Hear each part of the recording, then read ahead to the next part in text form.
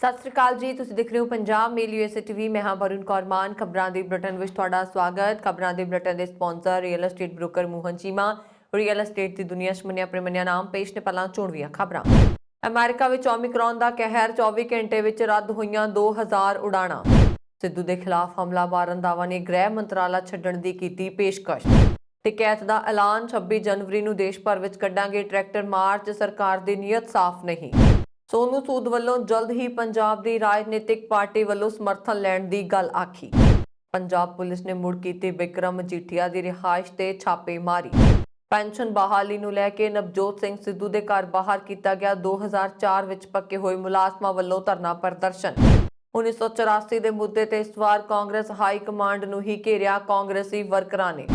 ਸਿੱਖਾਂ ਦੇ ਗੁਰਦੁਆਰਿਆਂ ਤੇ ਭਾਜਪਾ ਕਰਨਾ ਚਾਹੁੰਦੀ ਹੈ ਆਪਣਾ ਕਬਜ਼ਾ, ਸੁਖਬੀਰ ਬਾਦਲ ਨੇ ਲਗਾਏ ਵੱਡੇ ਇਲਜ਼ਾਮ। ਤੇ ਹੁਣ ਇਹਨਾਂ ਖਬਰਾਂ ਦਾ ਵਿਸਥਾਰ।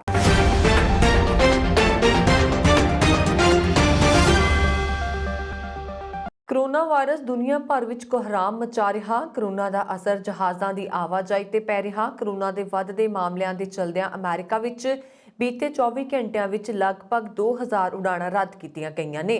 ਫਲਾਈਟ ਅਵੇਅਰ ਦਾ ਹਵਾਲਾ ਦਿੰਦੇ ਹੋਏ ਦਾ ਹਿਲ ਨੇ ਆਪਣੀ ਰਿਪੋਰਟ ਵਿੱਚ ਕਿਹਾ ਕਿ ਐਤਵਾਰ ਸਵੇਰੇ ਅਮਰੀਕਾ ਵਿੱਚ ਜਾਂ ਬਾਹਰ ਕੁੱਲ 1956 ਉਡਾਣਾਂ ਰੱਦ ਕਰ ਦਿੱਤੀਆਂ ਗਈਆਂ ਨੇ, ਜਦਕਿ 870 ਉਡਾਣਾਂ ਵਿੱਚ ਦੇਰੀ ਹੋਈ ਹੈ। ਦਾ ਹਿਲ ਦੇ ਅਨੁਸਾਰ ਦੱਖਣ ਪੱਛਮ ਵਿੱਚ 264 ਉਡਾਣਾਂ ਰੱਦ ਹੋਈਆਂ।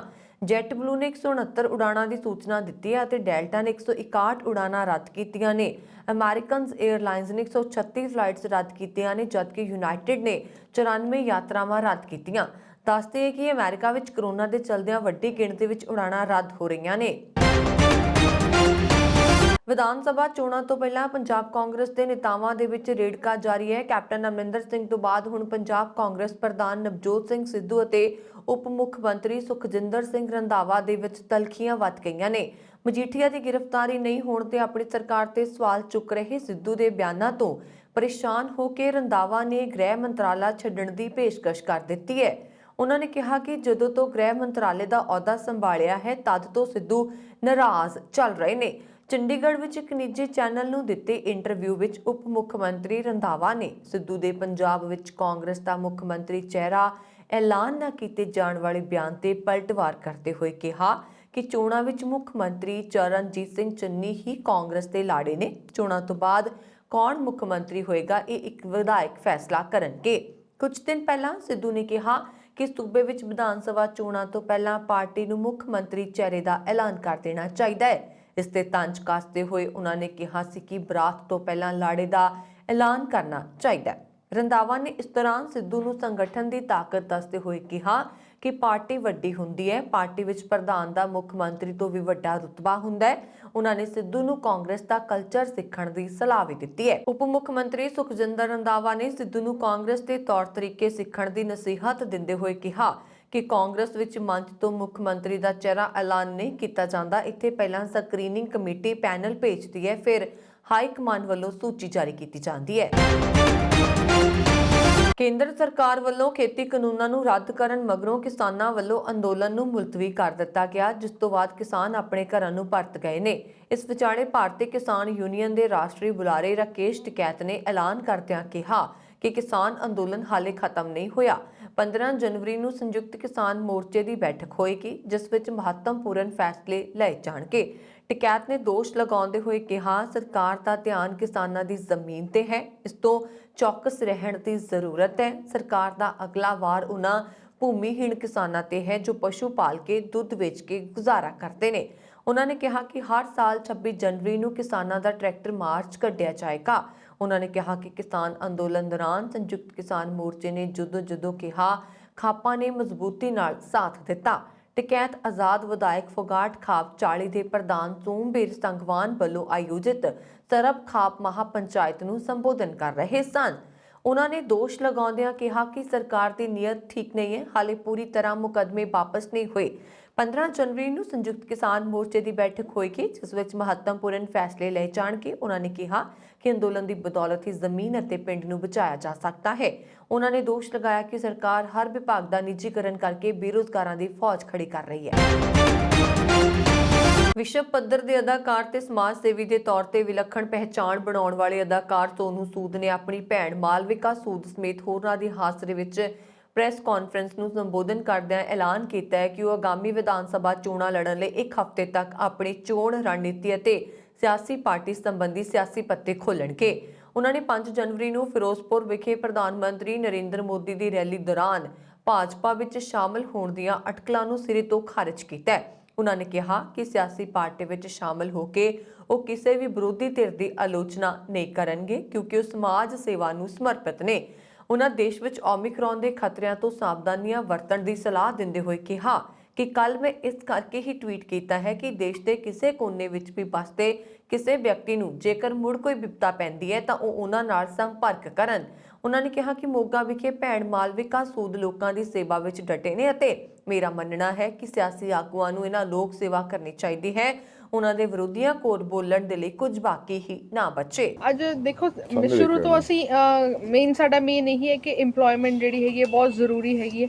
ਅੱਜ ਅਸੀਂ ਇੱਥੇ ਈ-ਰਿਕਸ਼ਾ ਇਸ ਲਈ ਦੇ ਰਹੇ ਕਿਉਂਕਿ ਜਿਹੜੇ ਲੋਕ ਅਨਇੰਪਲੋਇਡ ਹੈਗੇ ਉਹਨਾਂ ਨੂੰ ਅਸੀਂ ਈ-ਰਿਕਸ਼ਾ ਦੇ ਕੇ EMPLOYMENT ਦਈਏ ਔਰ ਇਹ ਬਹੁਤ ਜ਼ਰੂਰੀ ਹੈ ਕਿਉਂਕਿ EMPLOYMENT ਹਰ ਘਰ 'ਚ ਹੋਣੀ ਅੱਜ ਕੱਲ੍ਹ ਦੀ ਬਹੁਤ ਲੋੜ ਬਣ ਗਈ ਹੈ।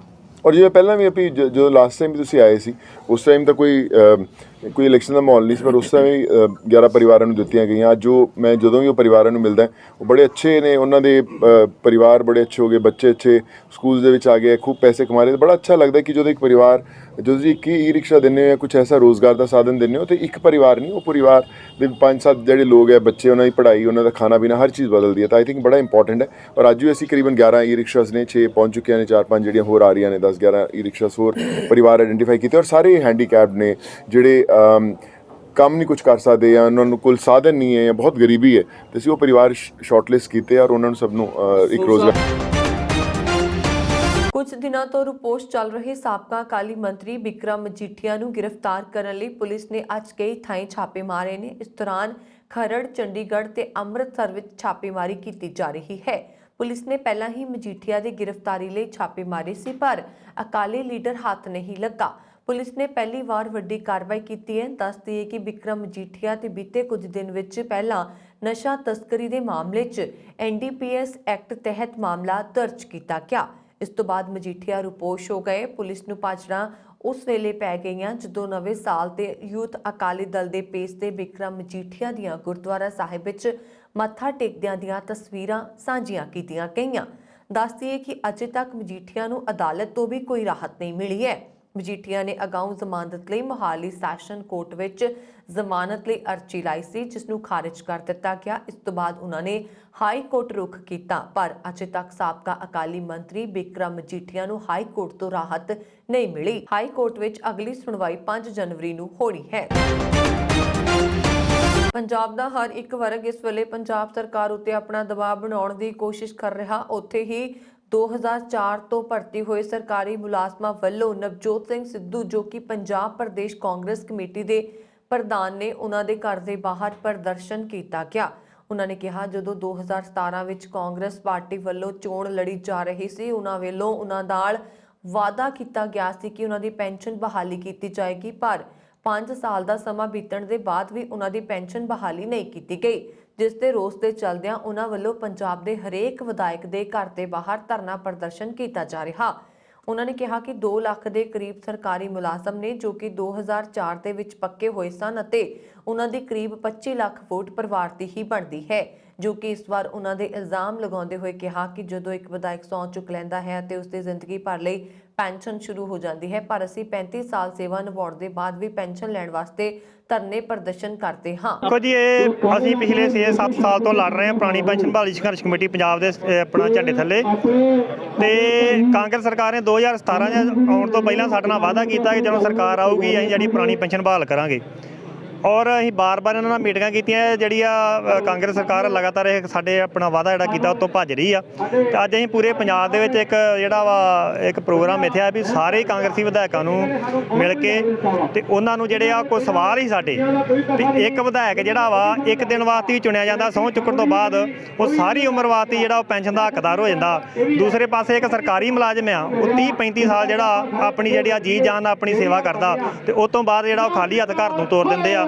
ਤੇ ਇੱਥੇ ਦੋ ਤਰ੍ਹਾਂ ਦੇ ਜਿਹੜੇ ਕਾਨੂੰਨ ਆ ਜਿਹੜੇ ਲਾਗੂ ਹੋ ਰਹੇ ਆ, ਵਿਧਾਇਕਾਂ ਵਾਸਤੇ ਹੀ ਹੋ ਰਿਹਾ ਤੇ ਜਿਹੜੇ ਆਪਣਾ ਜਿਹੜੇ ਸਰਕਾਰੀ ਮੁਲਾਜ਼ਮ ਉਹਨਾਂ ਵਾਸਤੇ ਹੀ ਹੋ ਰਿਹਾ। ਉਹ ਜਿਹੜਾ ਪੱਖਪਾਤੀ ਰਵੱਈਆ ਉਹਦੇ ਬਾਰੇ ਕੋਈ ਸਵਾਲ ਜਿਹੜੇ ਵਿਧਾਇਕ ਸਾਹਿਬ ਨੂੰ ਜਿਹੜਾ ਵਾ ਸਿੱਧੂ ਸਾਹਿਬ ਨੂੰ ਪੁੱਛਣ ਆਏ ਹਾਂ। ਬਹੁਤ ਵਾਰੀ ਬੈਠਕਾਂ ਹੋ ਚੁੱਕੀਆਂ ਜੀ, ਇਹਨਾਂ ਇੱਕ ਰੈਡੀ ਕਮੇਟੀ ਬਣਾਈ ਆ ਸਪੈਸ਼ਲ ਇਹਦੇ ਪੁਰਾਣੀ ਪੈਨਸ਼ਨ ਬਹਾਲ ਕਰਨ ਵਾਸਤੇ, ਔਰ ਰੈਡੀ ਕਮੇਟੀ ਜਦੋਂ ਕਮੇਟੀ ਕੋ ਬਣ ਜਾਂਦੀ ਉਹ ਅਸਲ ਦੇ ਵਿੱਚ ਕਿਸੇ ਮੰਗ ਨੂੰ ਡਿਲੇ ਜਾਂ ਖੂਹ ਖਾਤੇ ਪਾਉਣ ਵਾਸਤੇ ਬਣਾਈ ਜਾਂਦੀ ਹੈ। ਇਹਨਾਂ ਵੀ ਸਾਡੀ ਜਿਹੜੀ ਉਹ ਰੈਡੀ ਜਿਹੜੀ ਆ ਉਹਦੀ ਚੇਅਰਮੈਨ ਇਹ ਕਮੇਟੀ ਬਣਾਈ ਤੇ ਉਹ ਅਜੇ ਤੱਕ ਕੋਈ ਸਾਡੇ ਨਾਲ ਕੋਈ ਮੀਟਿੰਗ ਨਹੀਂ ਹੋਈ। ਇੱਕ ਦੋ ਮੀਟਿੰਗਾਂ ਹੋਈਆਂ ਪਰ ਉਹਦਾ ਕੁਝ ਵੀ ਇਹਨਾਂ ਨੇ ਅਜੇ ਤੱਕ ਕੋਈ ਫਰੂਟਫੁਲ ਰਿਜ਼ਲਟ ਨਹੀਂ ਨਿਕਲਿਆ।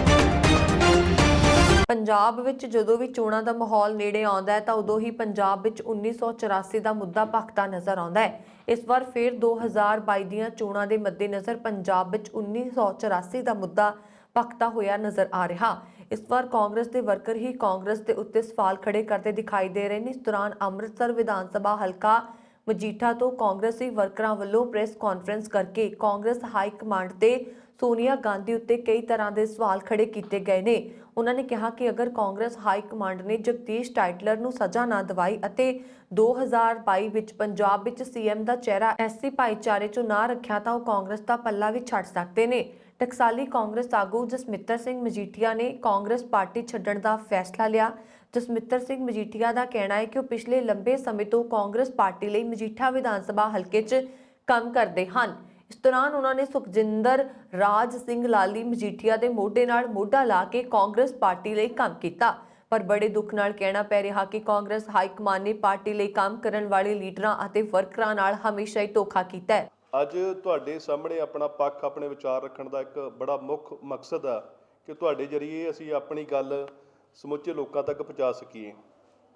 ਤੁਹਾਨੂੰ ਪਤਾ ਜੀ ਪਿਛਲੇ ਦਿਨਾਂ ਦੇ ਵਿੱਚ ਜਾਂ ਪਿਛਲੇ ਸਾਲਾਂ ਦੇ ਵਿੱਚ ਮਜੀਠਾ ਹਲਕੇ ਦੀ ਕੀ ਸਥਿਤੀ ਸੀ, ਮਜੀਠੇ ਦੇ ਲੋਕਾਂ ਦੇ ਨਾਲ ਕੀ ਕੁਝ ਹੋ ਰਿਹਾ ਸੀ, ਉਸ ਦੇ ਬਾਬਤ ਬਾਅਦ ਵਿੱਚ ਹਾਈ ਕਮਾਂਡ ਨੂੰ ਪੈਰ ਪੈਰ ਤੇ ਟਾਈਮ ਟੂ ਟਾਈਮ ਅਸੀਂ ਆਪਦੀਆਂ ਮੁਸ਼ਕਲਾਂ ਦੱਸਦੇ ਰਹੇ, ਜਿਹਦਾ ਕੋਈ ਸੋਲੂਸ਼ਨ, ਕੋਈ ਹੱਲ ਨਹੀਂ ਨਿਕਲ ਸਕਿਆ।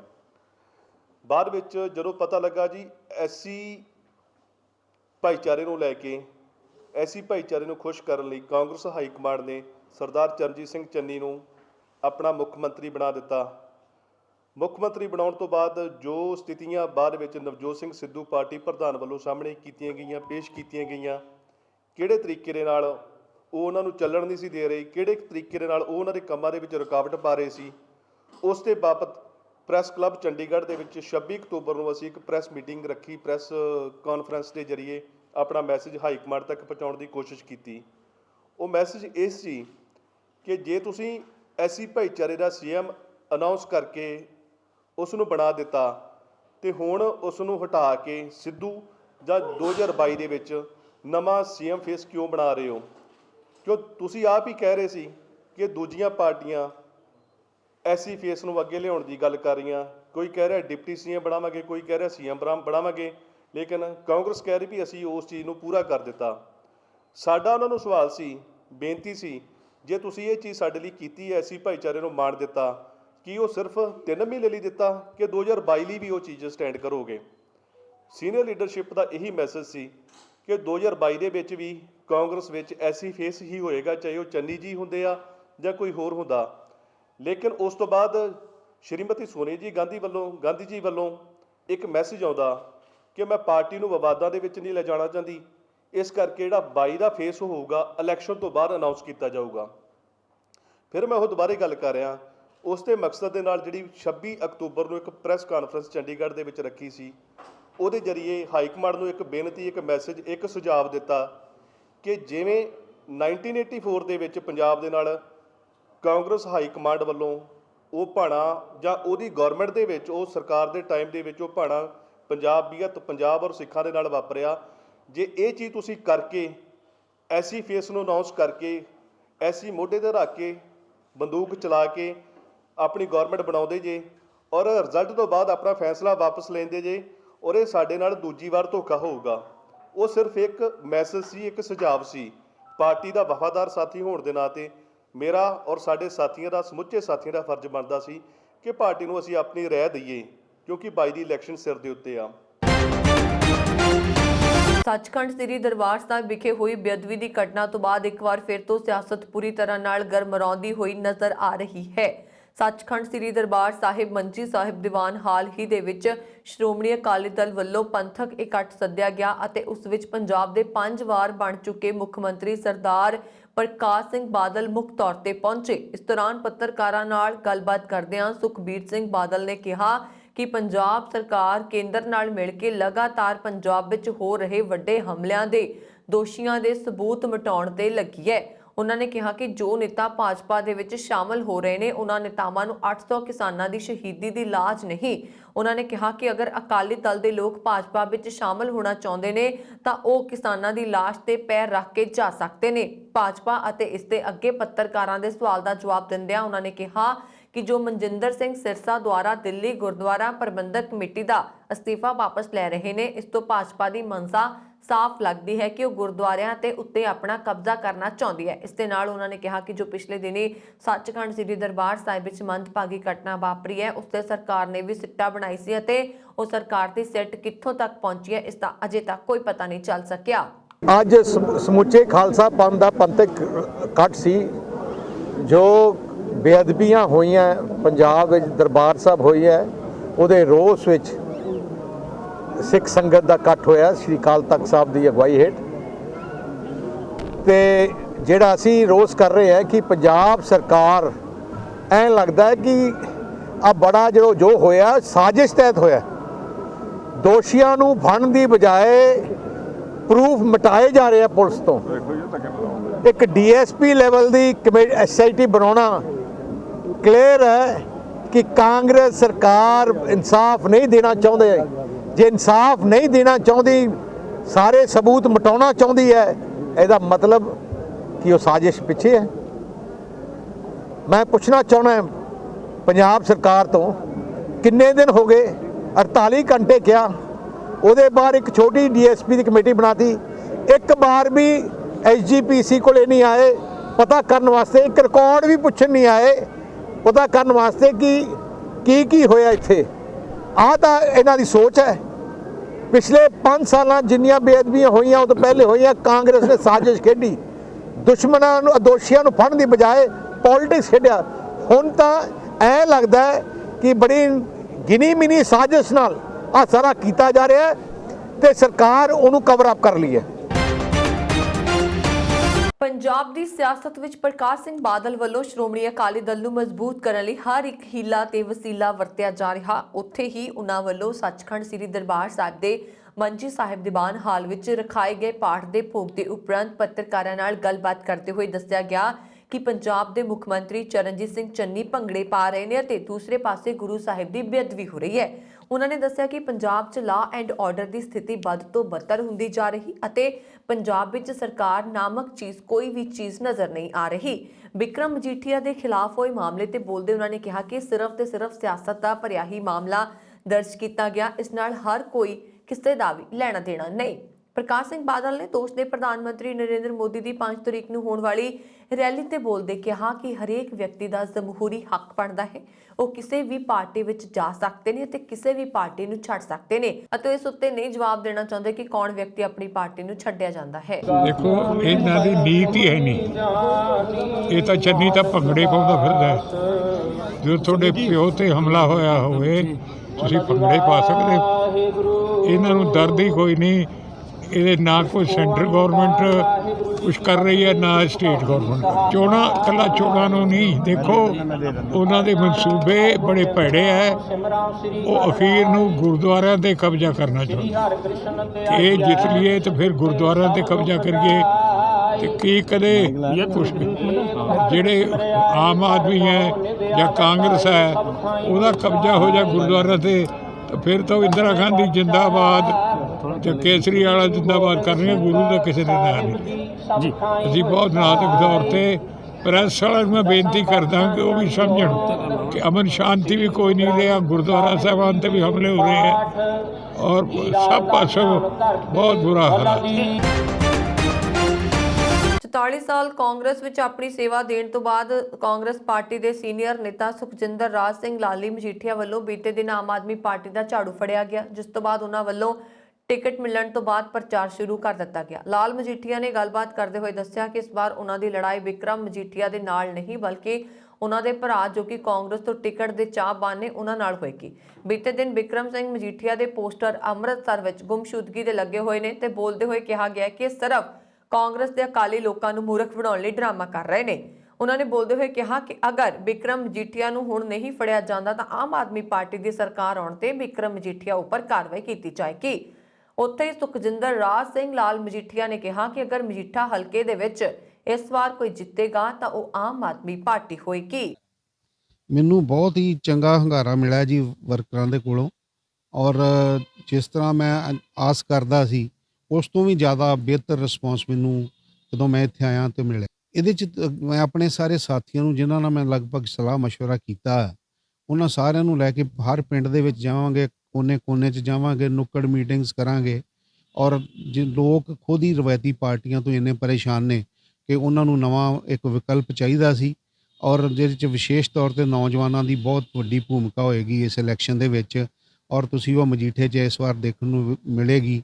ਔਰ ਤੁਸੀਂ ਦੇਖੋਗੇ ਕਿ ਮਜੀਠੇ ਦੇ ਵਿੱਚ ਜਿਹੜਾ ਆ ਐਤਕੀ ਜਿਹੜੀ ਲੜਾਈ ਆ ਉਹ ਆਮ ਆਦਮੀ ਪਾਰਟੀ ਦੀ ਤੇ ਕਾਂਗਰਸ ਦੀ ਹੋਏਗੀ, ਉਹ ਸ਼੍ਰੋਮਣੀ ਅਕਾਲੀ ਦਲ ਦੇ ਨਾਲ ਲੜਾਈ ਨਹੀਂ ਹੋਏਗੀ। ਦੇਖੋ ਜੀ, ਸਿਆਸਤ ਦੇ ਵਿੱਚ ਜਿਹੜੇ ਸਮਾਜਿਕ ਰਿਸ਼ਤੇ ਨੇ ਜਾਂ ਪਰਿਵਾਰਕ ਰਿਸ਼ਤੇ ਨੇ ਉਹਨਾਂ ਦੀ ਕੋਈ ਬਹੁਤੀ ਅਹਿਮੀਅਤ ਨਹੀਂ ਹੁੰਦੀ। ਜੇ ਉਹਨੂੰ ਕਾਂਗਰਸ ਵੱਲੋਂ ਟਿਕਟ ਮਿਲਦੀ ਆ ਛੋਟੇ ਮੇਰੇ ਬ੍ਰਦਰ ਨੂੰ, ਤੇ ਮੈਨੂੰ ਤੇ ਆਮ ਆਦਮੀ ਪਾਰਟੀ ਵੱਲੋਂ ਮਿਲਦੀ ਆ, ਤੇ ਆਮੋ ਸਾਹਮਣੇ ਫਿਰ ਭਰਾਵਾਂ ਦਾ ਮੁਕਾਬਲਾ ਹੋਵੇਗਾ ਜੀ। ਉਹਦੇ 'ਚ ਇੱਕ ਕੋਈ ਸਿਆਸੀ ਸਟੰਟ ਹੀ ਲੱਗਦਾ, ਕਿਉਂਕਿ ਉਹਦਾ ਇਹ ਸ਼ੋਅ ਕਰਨਾ ਕਿ ਉਹ ਗਾਇਬ ਹੈ, ਇਹ ਗੱਲ ਤਾਂ ਇੱਕ ਸੱਚਾਈ ਹੈ ਕਿ ਉਹ ਲੱਭ ਨਹੀਂ ਰਿਹਾ। ਪਰ ਹਰਿਮੰਦਰ ਸਾਹਿਬ, ਸੱਚਖੰਡ ਹਰਿਮੰਦਰ ਸਾਹਿਬ ਉਹ ਜਿਹੜਾ ਨਤਮਸਤਕ ਹੋਇਆ, ਇਹ ਗੱਲ ਸਮਝੋਂ ਬਾਹਰ ਆ। ਔਰ ਜੇ ਇਹ ਇਸ ਤਰ੍ਹਾਂ ਵਾਕਿਆ ਹੀ ਹੋਇਆ ਤੇ ਫਿਰ ਸਰਕਾਰ ਦੇ ਕ੍ਰੈਡੈਂਸ਼ੀਅਲ ਜਿਹੜੇ ਨੇ ਉਹ ਵੀ ਡਾਊਟਫੁਲ ਹੋ ਜਾਂਦੇ। ਡੈਫੀਨੇਟਲੀ ਜੀ ਇਹਦੇ 'ਚ ਤੇ ਕੋਈ ਜੋ ਕਾਨੂੰਨੀ ਤੌਰ 'ਤੇ ਬਣਦਾ ਉਹਦੇ 'ਚ ਕੋਈ ਲਿਹਾਜ਼ ਨਹੀਂ ਹੋਊਗਾ। ਉਹਨੂੰ ਕੋਈ ਕਿਸੇ ਕਿਸਮ ਦਾ ਇਹ ਨਹੀਂ ਹੋਣਾ ਕਿ ਉਹਨੂੰ ਕੋਈ ਛੋਟ ਨਹੀਂ ਮਿਲਣੀ, ਜਾਂ ਉੱਥੇ ਕੋਈ ਜਿਹੜੇ ਦੋ ਪਰਿਵਾਰ ਨੇ, ਆਮ ਆਦਮੀ ਪਾਰਟੀ ਔਰ ਦੂਸਰੀ ਸਾਈਡ 'ਤੇ ਜਿਹੜੀਆਂ ਦੋਨੋਂ ਪੋਲੀਟੀਕਲ ਪਾਰਟੀਜ਼ ਨੇ, ਦੂਜੇ ਸ਼੍ਰੋਮਣੀ ਅਕਾਲੀ ਦਲ, ਉਹਨਾਂ ਦਾ ਕਿਸੇ ਤਰ੍ਹਾਂ ਦਾ ਵੀ ਕੋਈ ਆਪਸ ਦੇ ਵਿੱਚ ਸਮਝੌਤਾ ਨਹੀਂ ਹੋ ਸਕਦਾ। ਕੱਲ੍ਹ ਵੀ ਜਿਹੜੇ ਸਾਡੇ ਸੀਨੀਅਰ ਨੇਤਾ ਰਾਘਵ ਚੱਡਾ ਜੀ ਨੇ, ਉਹਨਾਂ ਨੇ ਇਹ ਗੱਲ ਕਹੀ ਸੀ ਕਿ ਕੀ ਮਜੀਠੇ ਦੀ ਸੀਟ ਤੇ ਕੋਈ ਸਮਝੌਤਾ ਨਹੀਂ ਹੋਏਗਾ। ਇਹ ਗੱਲ ਉਹਨਾਂ ਕੱਲ੍ਹ ਕਲੈਰੀਫਾਈ ਕੀਤੀ ਸੀ।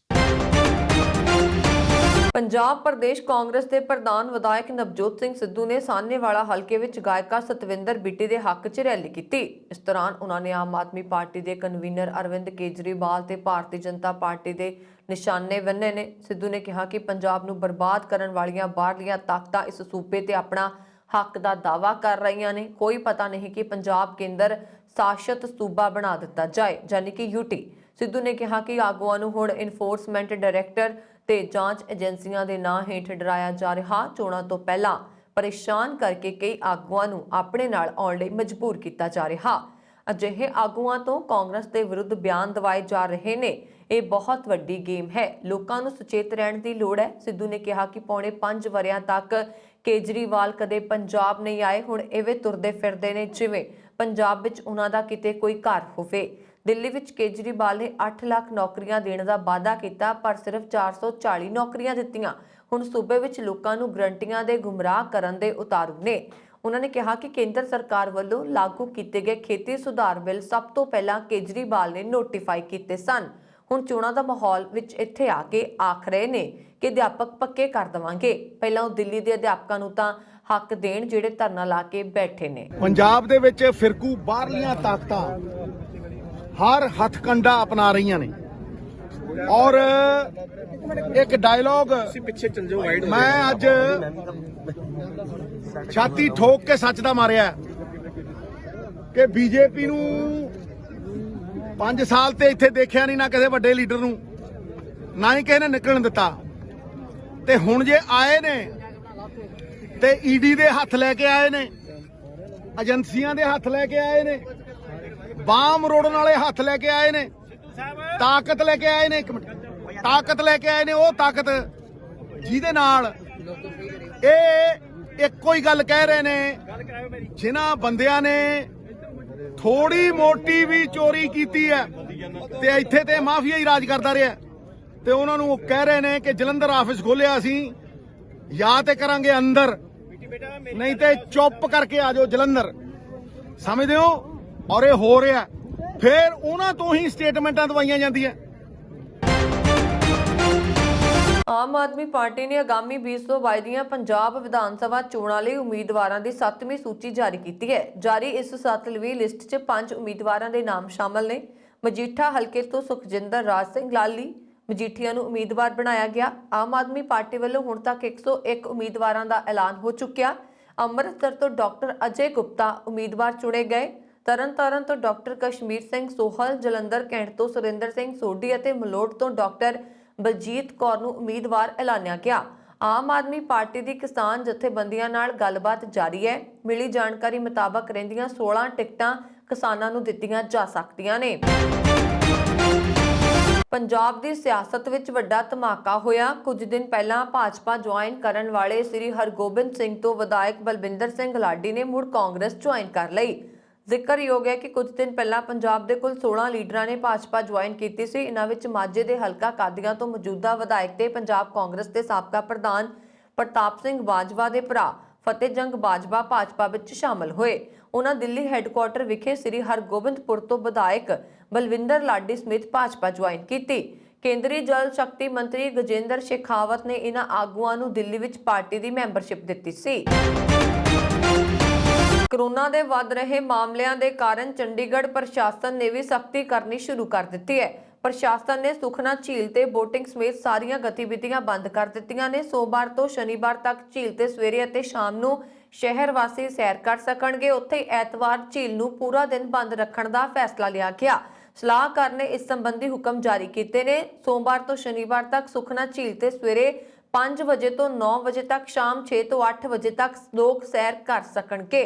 ਹਾਲਾਂਕਿ ਇਸ ਦੌਰਾਨ ਮਾਸਕ ਪਾਉਣਾ ਜ਼ਰੂਰੀ ਹੋਏਗਾ ਤੇ ਸੋਸ਼ਲ ਡਿਸਟੈਂਸਿੰਗ ਦੀ ਵੀ ਪਾਲਣਾ ਕਰਨੀ ਹੋਏਗੀ। ਬਿਨਾਂ ਮਾਸਕ ਲੋਕਾਂ ਦੇ ਚਲਾਨ ਕੱਟੇ ਜਾਣਗੇ। ਇਸ ਸੰਬੰਧੀ ਪ੍ਰਸ਼ਾਸਨ ਨੇ ਸੰਬੰਧਿਤ ਵਿਭਾਗਾਂ ਨੂੰ ਹੁਕਮ ਜਾਰੀ ਕਰ ਦਿੱਤੇ ਨੇ।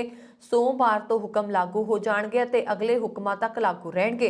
ਇਸ ਤੋਂ ਪਹਿਲਾਂ ਪ੍ਰਸ਼ਾਸਨ ਨੇ ਵੈਕਸੀਨ ਨੂੰ ਲੈ ਕੇ ਵੀ ਸਖਤੀ ਕੀਤੀ ਸੀ ਅਤੇ ਜਿਨ੍ਹਾਂ ਲੋਕਾਂ ਨੇ ਵੈਕਸੀਨ ਦੀਆਂ ਦੋਵੇਂ ਡੋਜ਼ ਨਹੀਂ ਲਗਵਾਈਆਂ ਉਹਨਾਂ ਲਈ ਜਨਤਕ ਥਾਵਾਂ ਤੇ ਐਂਟਰੀ ਤੇ ਰੋਕ ਲਾ ਦਿੱਤੀ ਸੀ। ਇੱਕ ਹੋਰ ਹੁਕਮ ਜਾਰੀ ਕਰਕੇ ਸਲਾਹਕਾਰ ਧਰਮਪਾਲ ਨੇ ਸ਼ਹਿਰ ਦੇ ਸਾਰੇ ਰੈਸਟੋਰੈਂਟਸ, ਹੋਟਲ, ਕੈਫੇ, ਕਾਫੀ ਹਾਊਸ, ਖਾਣ ਵਾਲੀਆਂ ਥਾਵਾਂ, ਮੈਰਿਜ ਪੈਲੇਸ, ਬੈਂਕੁਏਟ ਹਾਲ ਆਦਿ ਨੂੰ 50% ਦੀ ਸਮਰੱਥਾ ਨਾਲ ਖੋਲਣ ਦੇ ਹੁਕਮ ਦਿੱਤੇ ਨੇ। ਇਹਨਾਂ ਵਿੱਚ ਸਿਰਫ ਉਹੀ ਲੋਕ ਬੈਠਣ ਦੀ ਮਨਜ਼ੂਰੀ ਲੈ ਸਕਣਗੇ ਜਿਨ੍ਹਾਂ ਦੀਆਂ ਵੈਕਸੀਨ ਦੀਆਂ ਦੋਵੇਂ ਡੋਜ਼ ਲੱਗ ਚੁੱਕੀਆਂ ਨੇ।